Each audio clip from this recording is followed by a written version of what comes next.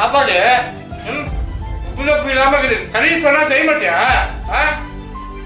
அப்படியே வானே வா.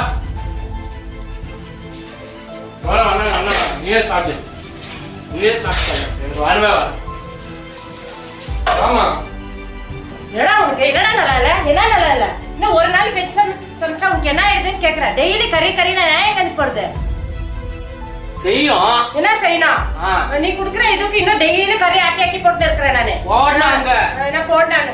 நீ எல்லாம் வீட்டுல இருக்கிறது லாயக்கில எங்கனா போய் நீ நாடணும். உனக்கு அப்பதான் உனக்கு இதெல்லாம் தெரியும். உனக்கு பாத்து கிழிக்கவே நீ போனதான் தெரியும் உனக்கு கஷ்டம் கஷ்டம் என்னான்ட்டு.